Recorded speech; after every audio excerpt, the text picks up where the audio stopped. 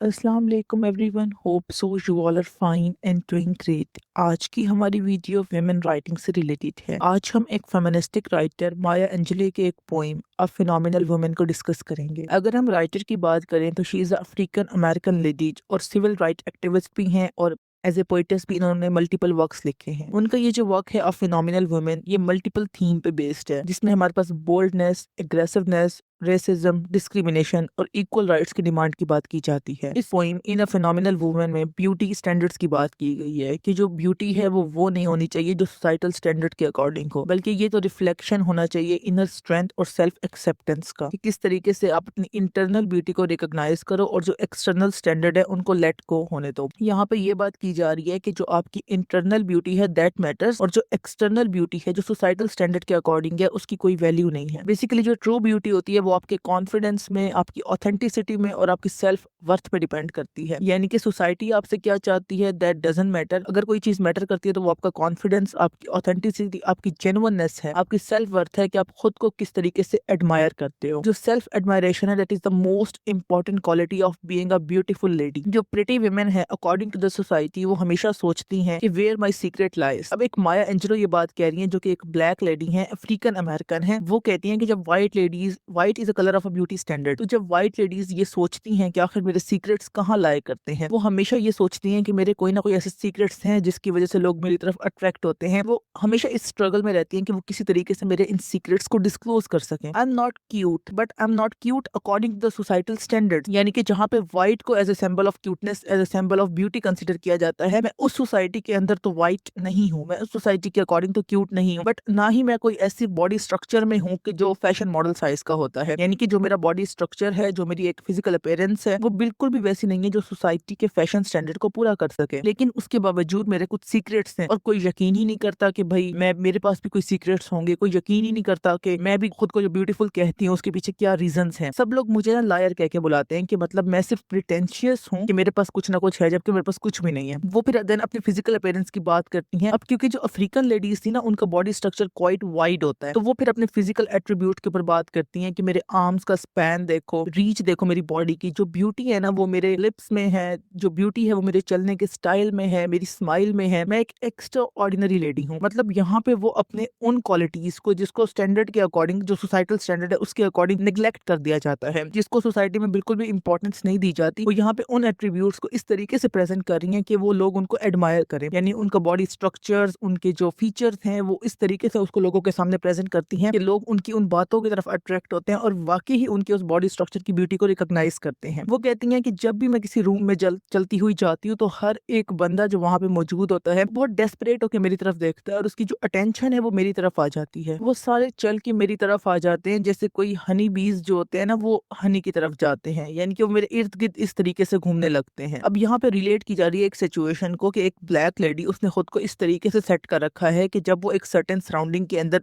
Exist करती है तो लोग उसकी तरफ अट्रैक्ट होते हैं, जबकि सोसाइटल स्टैंडर्ड के according she is not beautiful. लेकिन वो अपने कॉन्फिडेंस के थ्रू, अपनी ऑथेंटिसिटी के थ्रू, अपने सेल्फ वर्थ के थ्रू इस तरीके से खुद को कैरी करती है कि she is being prominent in a certain surrounding. वो कहती है कि ये मेरा पैशन है, मैंने अपनी ब्यूटी को खुद से मैनिफेस्ट किया है। मेरी फिजिकल अपीयरेंस में मेरी ब्यूटी नहीं है और मैंने अपनी फिजिकल अपीयरेंस को भी लोगों के सामने इस तरीके से प्रेस्क्राइब किया है कि भाई आई एम बीइंग ब्यूटीफुल। वो कहती है मेरी एक वाइब्रेंट स्माइल है, मेरी चलने का एक ऐसा स्टाइल है कि जो एक प्रॉपर वे में मैं लोगों के सामने चलती हूँ, और जब भी मैं चलती हूँ तो लोगों के सामने मैं इस तरीके से प्रेजेंट होती हूँ कि जैसे मैं कोई एक फैशन मॉडल हूँ। देन वो कहती है कि मैं एक एक्स्ट्रा ऑर्डिनरी लेडी हूँ, यानी कि मैं एक फिनोमिनल वुमन हूँ। देन जहाँ पे माया एंजेलो कहती हैं कि लोग मेरी तरफ अट्रैक्ट होते हैं, जो मेन है वो मेरी तरफ अट्रैक्शन फील करते हैं। उनको भी इस बात का नहीं पता कि आखिर वो क्यों मेरी तरफ अट्रैक्टेड फील करते हैं। मतलब वो जो पर्सन है वहाँ पे मौजूद है, पैट्रियार्कल सोसाइटी के जो मेल्स हैं वो मेरी तरफ अट्रैक्शन फील करते हैं and they don't have any idea कि भाई इस अट्रैक्शन की वजह क्या है। तो वो हमेशा इस कोशिश में रहते हैं कि वो मेरी इनर मिस्ट्री को रिजॉल्व कर सके, वो मेरे उस इनर स्ट्रेंथ को टच कर सके, लेकिन वो हमेशा फेल हो जाते हैं। और अगर मैं कोशिश करूं कि भाई वो मेरी इनर ब्यूटी को पहचान ले तो वो कहते हैं कि नहीं, वो इसको देख ही नहीं पा रहे, क्योंकि इनर ब्यूटी को देखने के लिए एक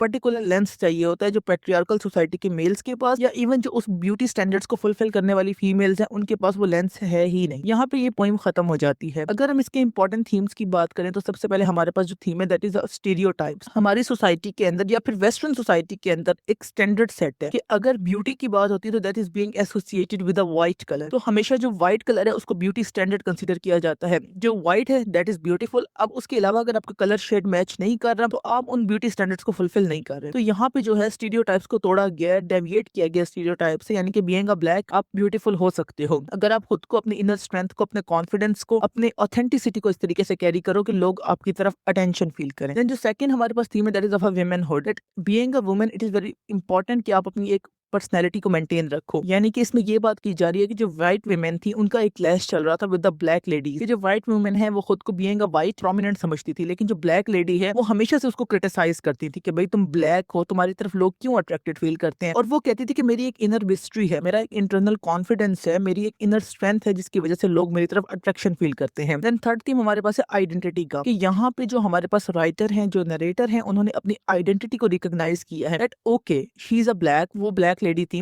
लेकिन उन्होंने खुद को इस तरीके से लोगों के सामने प्रेजेंट किया दैट बीइंग अ ब्लैक उनकी एक सेल्फ वर्थ लोगों को समझ आ गई। देन जहाँ पे प्राइड की बात की जा रही है, ये लोग अपने व्हाइट कलर के ऊपर बहुत ज्यादा प्राउड फील करते हैं, लेकिन यहाँ पे वो कहती है कि मैं बीइंग अ ब्लैक बहुत प्राउडफुल हूँ। यानी कि बीइंग अ ब्लैक मेरे पास इतना चलने का स्टाइल है, मेरे पास एक ब्यूटीफुल स्माइल है, मैं एक फिनोमिनल लेडी हूँ। बार बार ये जो एक टर्म यूज हो रही है ना, फिनोमिनल वुमेन, यहाँ पे एक प्राइड हमें रिफ्लेक्ट होता है। देन पैट्रियार्की की बात की जाती है कि जो मेल सोसाइटी है, जो सोसाइटी के अंदर मेल्स एग्जिस्ट करते हैं, वो हमेशा ब्यूटी स्टैंडर्ड की तरफ अट्रैक्ट होते हैं। लेकिन यहाँ पे उस चीज को तोड़ दिया गया है, डेविएट किया गया उस सर्टेन नॉर्म से, कि यहाँ पे जो मेल्स हैं वो उन ब्लैक लेडी की तरफ अट्रैक्ट हो रहे हैं। तो बेसिकली जो पैट्रियार्कल सोसाइटी है that is being attracted toward the black lady in this poem. तो यहाँ पे बेसिकली डेविएशन शो की गई है और मल्टीपल थीम्स पे बेस्ड है ये पोइम। और उस वक्त के जो टाइम पीरियड था वहाँ पे बहुत ज्यादा वेमेन जो है वो ऑपरेशन फील कर रही थी। स्पेशली जो ब्लैक लेडीज थी उनको बहुत ज्यादा ऑपरेशन और ब्रुटैलिटीज को फेस करना पड़ता था, जिसकी वजह से जो माया एंजेली हैं उन्होंने ये पोइम लिखी थी, a phenomenal women. That's it for today. Thank you so much for your time. Allah Hafiz.